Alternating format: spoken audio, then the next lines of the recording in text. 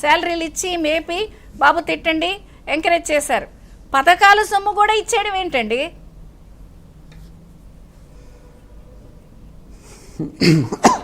Digital కార్పొరేషన్లో 129 మంది ఉద్యోగులు ఉండేవాళ్ళమ్మా అఫిషియల్గాను.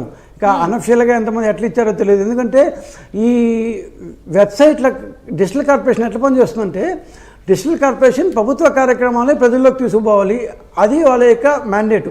వీళ్ళు ఏం చేశారంటే దాదాపు 350 అనుకుంటాను, కరెక్ట్గా లెక్క అటు ఇటు ఉండొచ్చు, 350 వెబ్సైట్లకి ప్రభుత్వ కార్యక్రమాలు ఇచ్చే నెపం మీద గవర్నమెంట్ యాడ్స్ అప్పుడప్పుడు వేసుకొని వాళ్ళందరికీ డబ్బులు ఇచ్చారు. అంటే గవర్నమెంట్ డబ్బుని వాళ్ళకి మీ స్కీములు అన్నారే, ఈ పాయింట్ వచ్చిందో లేదో నాకే అయితే తెలియదు, కానీ లబ్ధిదారుల ముసుగులో స్కీములు ఎట్టయితే వీళ్ళు సంపాదించారో, డిజిటల్ కార్పొరేషన్ ముసుగులో ప్రభుత్వ కార్యక్రమాలని ఈ వెబ్సైట్లు ప్రమోట్ చేస్తాయి, ప్రాపగేట్ చేస్తాయి అనే ఒక మిషన్ మీద వీళ్ళందరికీ 5 సెకండ్లకింత, దాన్ని 10 సెకండ్లకింత అంటూ యాడ్స్ ఇచ్చారు. అంటే గవర్నమెంట్ డబ్బుతో, గవర్నమెంట్ చేత, గవర్నమెంట్ కొరకు, గవర్నమెంట్ డబ్బుతో పార్టీ కొరకు వీళ్ళందరూ పనిచేశారు. పార్టీకి ఏమంటారు ప్రత్యర్థులుగా ఉన్న వాళ్ళని బూతులతో తిట్టడానికి గవర్నమెంట్ సొమ్ము పట్టుకున్నారు. ఎంత అందంగా ఉంది చూడండి.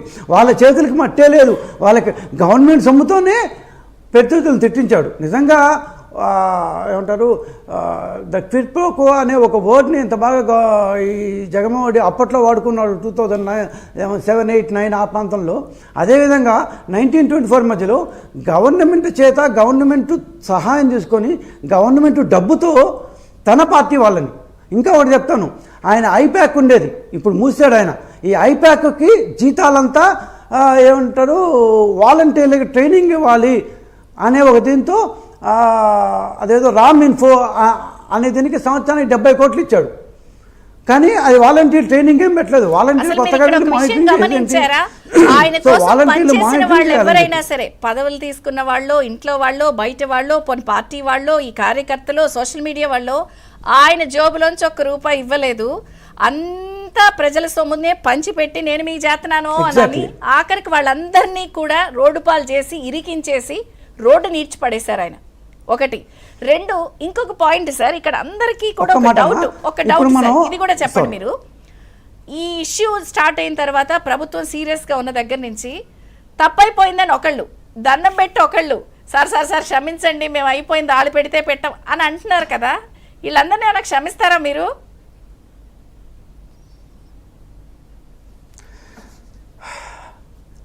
ఫస్ట్ మీరు నాకెవరో మొన్న వీడియో పంపించారు. అమ్మాయి ఎక్కడో చెన్నైలో ఉంటుందంట. సినిమాల్లో అమ్మాయికి ఏదో అన్యాయం జరుగుండొచ్చేమో కూడా, నాకైతే దాని గురించి ఐడియా లేదు. ఆ అమ్మాయి అంటే ఇక్కడ ఆడపిల్ల అయితే మాట్లాడకూడదు, మగపిల్లవాడు అయితే మాట్లాడచ్చు అనే జెండర్ డిస్క్రిప్షన్ ఏమాత్రం లేదు. ఆ అమ్మాయి మాట్లాడిన బూతులు నాకు తెలిసి ఏ మగపిల్లవాడు కూడా నేనైతే చూడలేదు. కొంతమంది ఇట్లాంటి సైకోలు ఉండొచ్చు. ఎన్ని మాట్లాడిందని నాకు నేను ఆ వీడియోలు చూస్తుంటే చిసి అనిపించింది. అసలు ఏంది ఇది? ఆ అమ్మాయికి అవసరం ఏంటి? పోనీ ఆ అమ్మాయిని ఏమైనా పట్టించుకున్నారా అంటే అమ్మాయికి ఏం పదవి కూడా వచ్చినట్లేదు బహుశా. నిజంగా పిచ్చిమోహంది కాకపోతే అన్ని బూతులతో విరుచుకుపడ్డం ఏంటి? అన్నీ ఇప్పుడు కేసులు పెట్టిన తర్వాత నేను నమస్కారం పెడతాను అండి, సారీ ఏంటి అంటే సారీ చెప్తే మొత్తం దాన్ని మాఫీ అయిపోతుందా? ఆ ఇంటూరి రవికిరణ్ అంట, అతని వైఫ్ వచ్చి నిన్న జగన్మోహన్ రెడ్డి గారి దగ్గర కూర్చొని ఫోటోలు చూసా, వీడియోలు కూడా చూసా. ఏమ్మా, ఇంతకుముందు ఈ ఇంటూరి రవికిరణ్ లోకేష్ మొట్టమొదటిసారి కౌన్సిల్కి పోతుంటే నాన్న నేను పెద్దల సభలోకి పోతున్నాను అంటూ వేశాడు. అప్పుడే అతన్ని అరెస్ట్ చేశాం కూడా. ఆయన సుప్రీంకోర్టు ఎక్స్ జడ్జి కూడా మమ్మల్ని లోన్ తిట్టాడు. అప్పట్లో ఆయనకు తెలియలేదు, ఆయన దాని కర్జు గారు మమ్మల్ని తెగదిట్టారు, ఇట్లా చేస్తారా అని.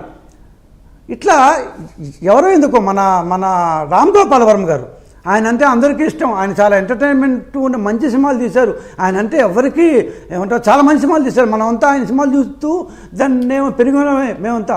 కానీ అట్లాంటి రామ్ గోపాల్ వర్మ అసలు ఇంత జగుప్సాకరంగా ఆయన కార్టూన్లు వేస్తుంటే what is the need for him to do that? అంటే ఆ జగన్మోహన్ గారు అంటే ఆయన దగ్గర డబ్బులు లేవా? నాకు నిజంగా ఒకసారి లాజిక్ అర్థం కాదు. ఈయన ఇచ్చే ₹4 వరకు వీళ్ళందరినీ మీద సీరియస్ గానే ఉన్నారా? ఇప్పుడు కృష్ణమురళి గారు లేదు, ఖచ్చితంగా లేదు.